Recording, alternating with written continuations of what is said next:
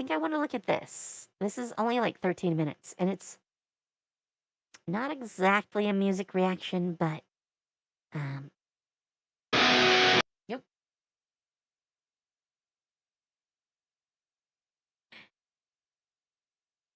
Got to get everything in the right place.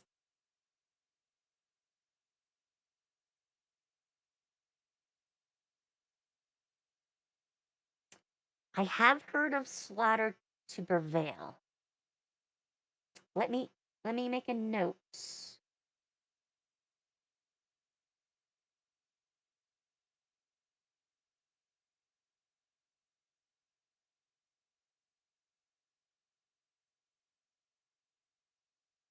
And I will put them on the list. All right. This is not exactly heavy metal, but The Warning is another band that skirts that line between hard rock and heavy metal.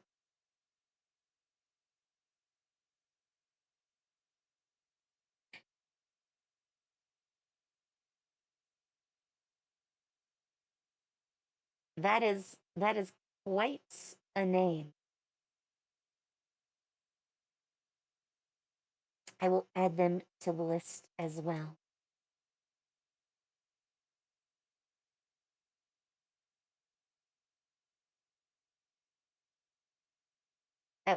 Oh, I have it backwards.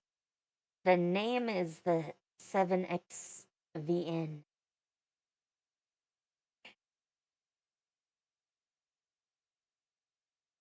All right.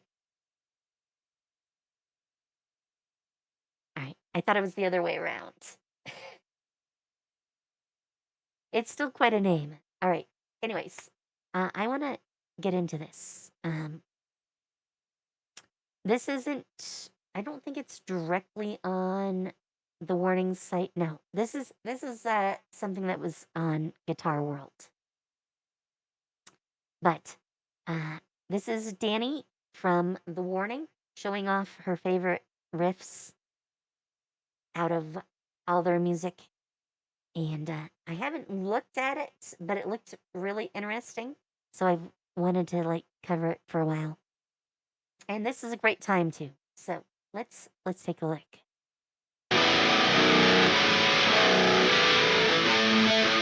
Hey everybody, I'm Dany from The Warning, and I'm here at Guitar World in New York City, ready to talk about some of the riffs that my band and I have written for our newest album, Keep Me Fed. So we're gonna start with the first single that I love very, very much. This is a song called More. It goes a little bit like this.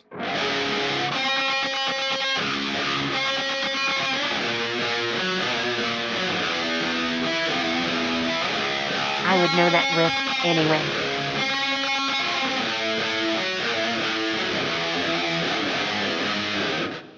Woo! All right. So first of all, what you need to know about this song in general is that right now I am in drop D tuning, but my pedal board is actually pitch shifting. It's half a step down, if I'm saying that correctly. So yeah, the original sound from my guitar is not the same of what's coming out of the amplifier. So that's interesting in and of itself. And for this album, I tried to step out of my comfort zone, you know.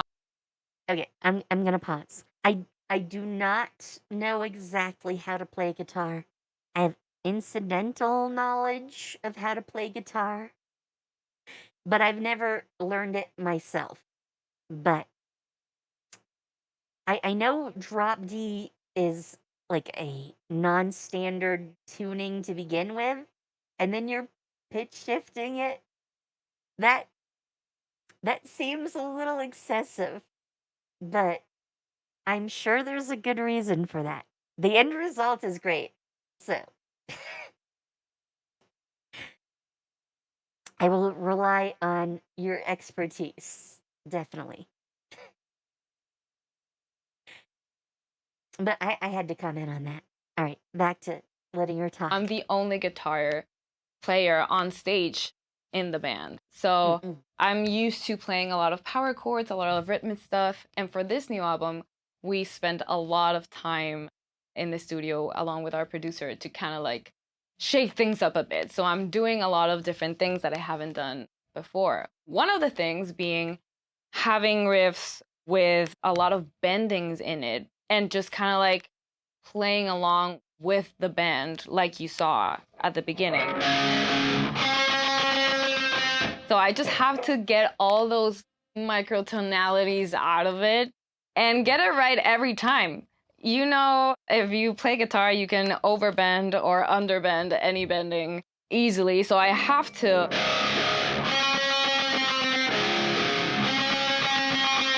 just kind of get that all the time. It was quite a challenge. And I do that every night now at the live shows, which, by the way, we are on tour.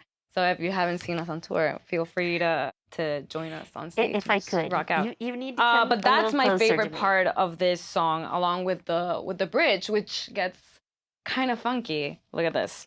Just kinda.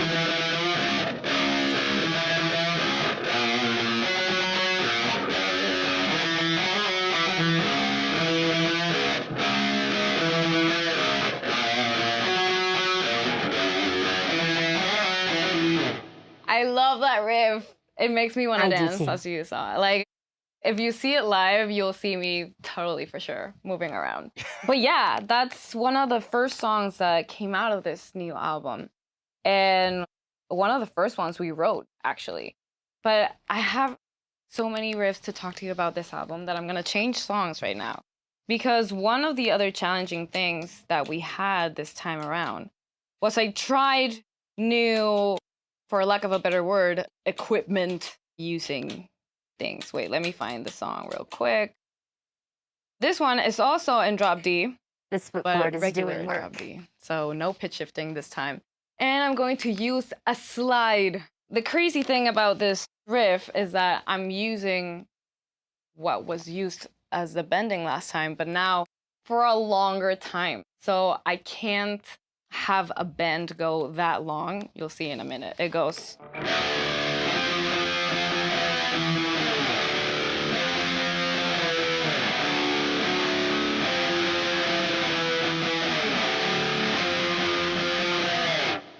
Woo!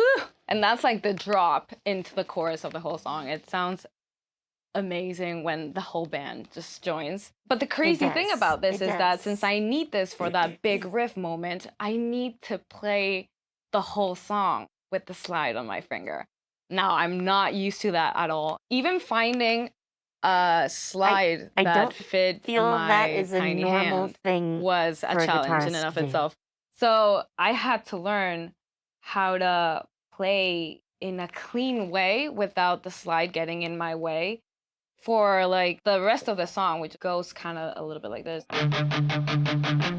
Just normal.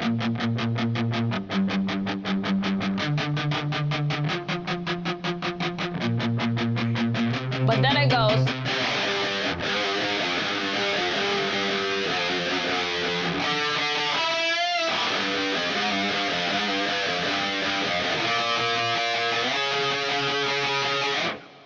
So having the slide not get in the way of that became like something I practiced a lot. But I love this riff, and Dany, I gotta say this, but I know you consider yourself a normal guitarist. I don't think any of this is normal for a guitarist. I mean, you've been like invited to like crazy things due to your guitar skills. I think it's safe to say you're an above average, even top tier guitarist at this point. I don't even know a lot of like mainstream professional guitarists that would literally play an entire song with a slide on their finger and think that was normal. So, let's go. Let's go.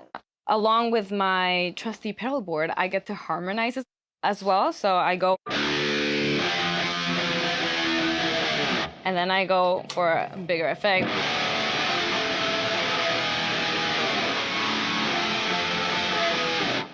Woohoo! So I may be only one guitar player on stage, but trust me, I'll figure out a way to make some noise and just completely fill out that space of guitar. Make ourselves present, for sure. So that song's called Apologize. I didn't mention the name. But it's also very cool because my sister Pau gets to scream at the top of her lungs. It's such a great, energizing song for stage. There's a lot of songs that we play in Drop D, actually. This one is called Sick, and it's also a very cool riff that I really, really love. Yes, Sick is very cool. Here it goes.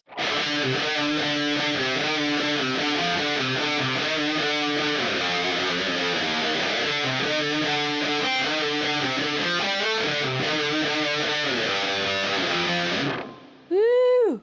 Now, the crazy thing about this riff, though, is that I am the guitar player and the lead singer of the band. So with this particular riff, I have to sing on top of it. So there's a lot of riffs on this album that had that kind of like, okay, how am I going to do the vocals and the guitar playing at the same time? I don't know if you will be able to hear this at the same time, but maybe I'm gonna try and do the chorus because it's this riff and some singing. So it goes, give me silence, you know, silence, till it makes me feel, till it makes me feel, till it makes me feel sick. Yeah. So I had to figure all that out in my brain, and it just worked out. So I had to practice it a lot. But some of the riffs in this album kind of like, it's a complete mind game for sure. Quite talking about mind games. Look at this. Okay, I'm gonna change guitar real quick. To this beautiful Fender baritone that I have over here. So more about this guitar. It is a baritone guitar, but I have it dropped as well. So the last string is not in B, it's all the way down to A. For some reason, I always looked at this guitar as a 7-string guitar without the first string, so I don't tune it like a normal guitar. And that's gonna come and haunt me at one point in my life, I'm sure. So yeah, the second string doesn't have that semitone difference as a normal guitar. So if I play a chord, it's not gonna sound like a chord. Sort of unusual. I don't recommend you to do that. But for me, it works. Apparently, I just learned how to use the guitar like this. So it's A, and then E, all the way down to A again, D. Then I go to a G instead of a G flat or F sharp, and then a normal B. So this is the string that is the weird one that should not be in G, but I'm a little bit stubborn, so that's how I use it. And that's how I got used to it. So this song is called Sharks. It's one of the heaviest in the album. And I want to debut the sound of this guitar for all of you with this song. I guess.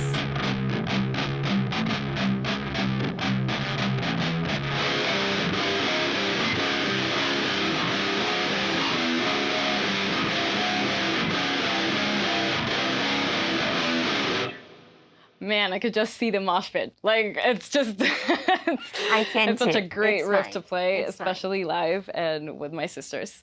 Just having that low end and just those low notes. I'm actually getting into like my sister Alice bass territory, but I don't care. I love it. It's great. I love that riff as well.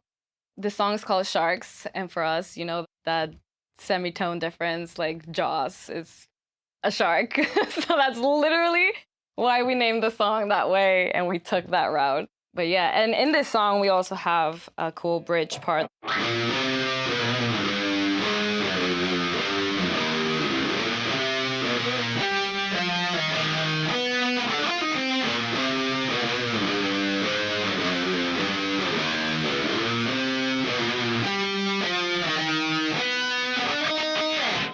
And I have to sing over that too. That was a crazy experience as well. Yes, you do. But I love that riff. And fun fact, in the studio, actually, this last note,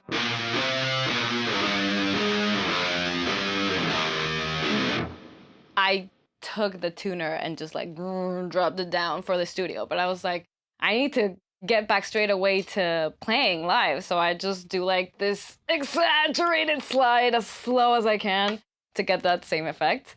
But again, it's one of the riffs I very much enjoy playing every night. Okay, back to the original song that I wanted to display on this guitar as well. It's nice to get those little touches of how they do it live versus studio. That's how it goes. And it's my favorite riff of all time that we've made ever. It just hits the right spot. Here we go.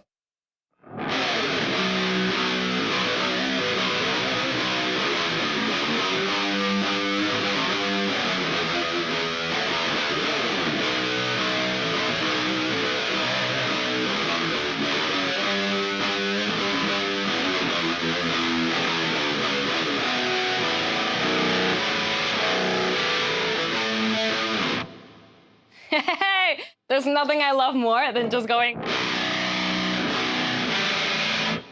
It's amazing. Ooh. This whole song, it's practically just like complete riffage. I don't have a single part where I'm not doing a melodic line on the guitar, so that was very new for me and very interesting. Hopefully I can make a playthrough of this song later on and show you guys the whole song. One thing I would like to show you guys as well, with this guitar, actually I have to tune it to a normal baritone note, which is a B string for the last string. No more drop A, oh no.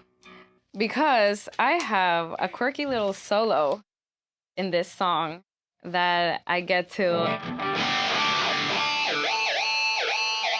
a little bit of that, okay? So it goes a little bit like this.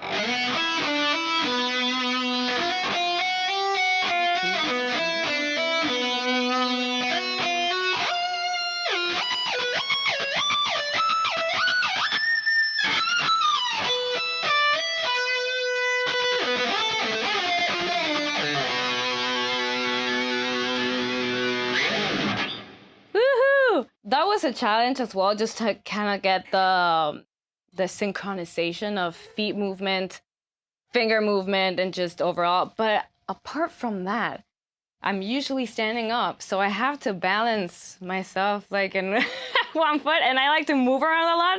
So I don't usually plan that out very well, and I'm just kind of like tumbling while doing the solo, but that's just a me thing. I have to work on that actually. But yeah, that's also a fun thing about this song. Dany.